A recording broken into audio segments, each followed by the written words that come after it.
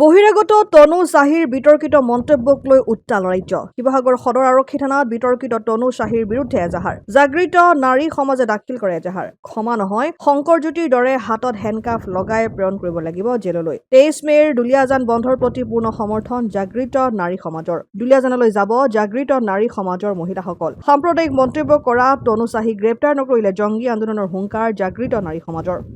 আচলতে 17 মে শনিবাৰে দুলীয়াজানৰ BNC পেট্ৰল পাম্পত যিটো অপ্ৰীতিকৰ পৰিস্থিতি সৃষ্টি হৈছিলে, সেই পৰিস্থিতি থাম নাযাওঁতেই জনৈক তনু চাহি নামৰ মহিলাগৰাকীয়ে অসমীয়াক লৈ যিখিনি সাম্প্ৰদায়িক মন্তব্য দিলে, তাৰ ভিত্তিত আমি আজি শিৱসাগৰ সদৰ থানা উপায়ুক্ত মহোদয়, আৰক্ষী মহোদয়ক আমি এজাহাৰ দাখিল কৰিছোঁ সেই মহিলাগৰাকীক গ্ৰেপ্তাৰ কৰিবৰ বাবে।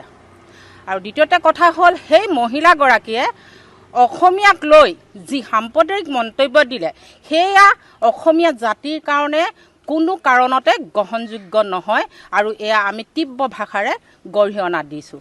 সেই মহিলাগৰাকীয়ে যি ধৰণে ক'লে, এই চব ফ্ৰী মে খানে वाला है, ये सब दलाल है, ये सब भिखारी है।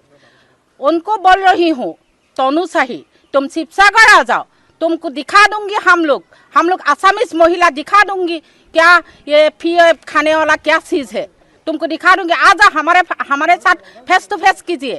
और অসম আৰক্ষী তথা সমগ্ৰ শিৱসাগৰ জিলা দুলীয়াজান আৰক্ষী প্ৰশাসন, ডিব্ৰুগড় আৰক্ষী প্ৰশাসনক অনুৰোধ জনাইছোঁ, এই মহিলাগৰাকীক অনতিপলমে আইনী প্ৰক্ৰিয়াৰে গ্ৰেপ্তাৰ কৰি দৃষ্টান্তমূলক শাস্তি প্ৰদান কৰক আৰু তাইক যিদৰে শংকৰজ্যোতিক হেণ্ডকাফ লগাই জেললৈ প্ৰেৰণ কৰিলে তাইকো হেণ্ডকাফ লগাবই লাগিব।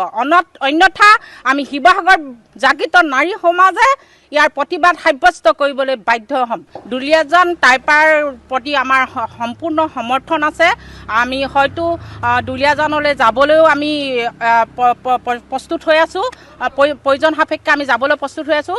আৰু এইগৰাকীয়ে যিটো কালি এটা বাৰ্তা প্ৰেৰণ কৰিছে ক্ষমা বিচাৰি, এইটো কোনো কাৰণতে আমি মানি নলওঁ, কিয়নো তেওঁ মানুহক চৰ মৰাৰ পিছত ক্ষমা বিচাৰে। আমিও তেতিয়াহ'লে তেওঁলোকৰ এজনক চৰ মাৰি দিওঁ বা বেয়াকৈ কওঁ, তাৰপিছত আমি ক্ষমা বিচাৰোঁ, তেওঁলোকে আমাক ক্ষমা কৰি দিবনে নিদিয়ে, সেইটো এটা ডাঙৰ প্ৰশ্ন হৈছে।